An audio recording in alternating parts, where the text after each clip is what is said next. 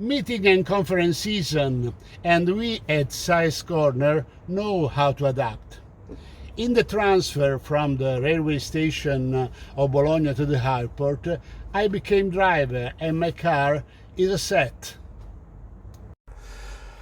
Welcome back to our Science Corner and welcome Rocco, Salvatore, Calabrò, but for now I'll call you Salvo as I always have. Now I ask you to introduce yourself.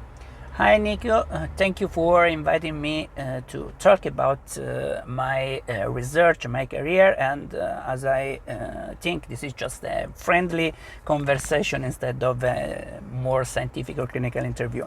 Anyway, I am a researcher, I'm a clinician, and I work in a research institute that is located in Messina, is the IRCS Centro Neurolesi Bonino Puleio.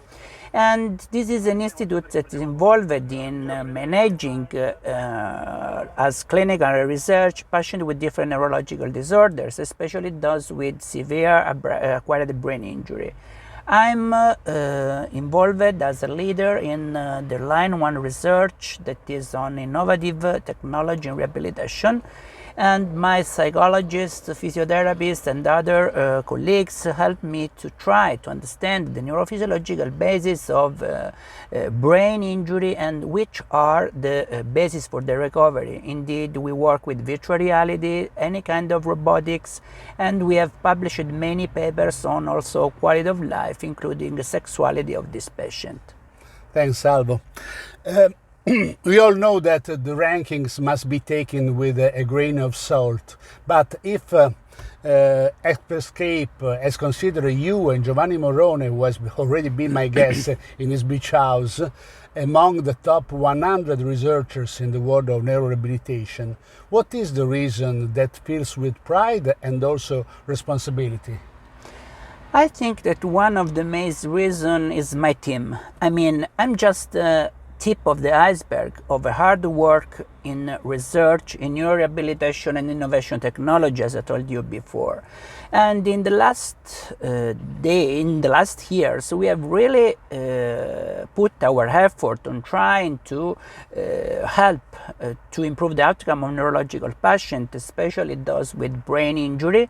And we work very hard. So I think that the responsibility is just to let the other know that even if sometimes research doesn't pay, it doesn't pay you like money, it just pay for the effort that you put to help your patient and to improve their quality of life. This is why we love our work, and I think this is the result of a team result for our effort and work. Quite good. And your career has led to you to use the most sophisticated and something expensive technologies. But instead, I want to fixate on your experience, of which you published, with the music-assisted treadmill.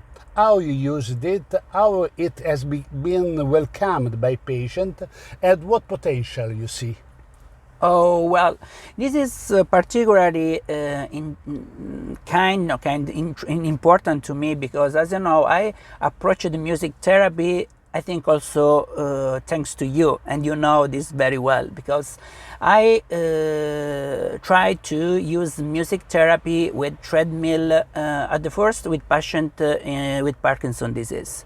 You know that Parkinson's disease needs for their gait, their balance, sometimes they need some cues. And I think that music is the best cues because you have such an internal rhythm that can be really potentiated by the music because the natural beat of the music is more similar to the gait.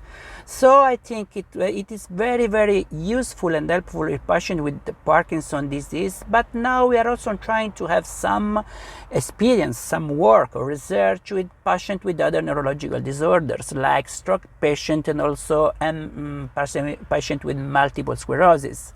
It is a different kind of patient, maybe a different neurophysiological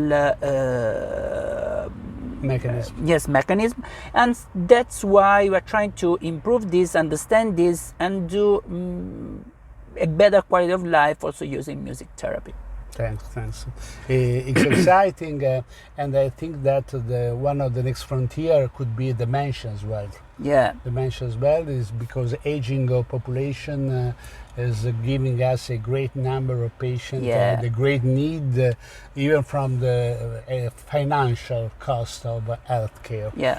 to have a simple instrument to face this need. Yeah. Furthermore, what role does the ever-increasing presence of technology play?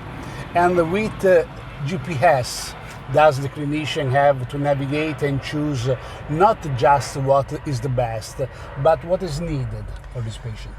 I think that we have tried any kind of technology. I mean, we have the Logomati Geosystem, overground exoskeleton, virtual reality, and I think they are good with inpatients.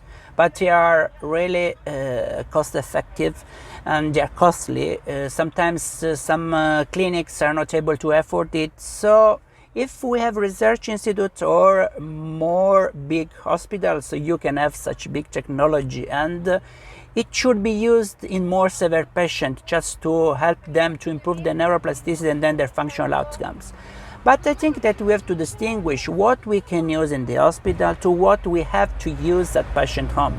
Because of the reimbursement issue, because of other issue, economic issue of the healthcare system, you need that patient will be discharged as soon as possible. So you need to have, for example, soft robotics, music therapy, or other kind of things that are less costly and that can be more affordable for the patient, and they could be used at home besides telerehabilitation. Thanks. And now the most difficult question. What are you currently working on? What is your secret dream or ambition? And what exciting things do you see on the horizon? Oh, at the moment we are working with neuromodulation. I mean that we believe that neuroplasticity can be really enhanced and strengthened by using neuromodulation such as TDGS, just coupling it to robotics or virtual reality. Oh, about my dreams, someone says that it's better not to tell because if you tell, they won't become true. Yeah. I will tell you after this interview as friends, but I think and I hope to have some future with spinal cord injury. This is my secret that I will reveal in private. And thank you. Great. Thanks, Salvo. Thanks to be here in my special car set for the interview, and see you all here and the next Science Corner. Thank you. Bye. Avanti, il mio inglese è migliorato. Assolutamente.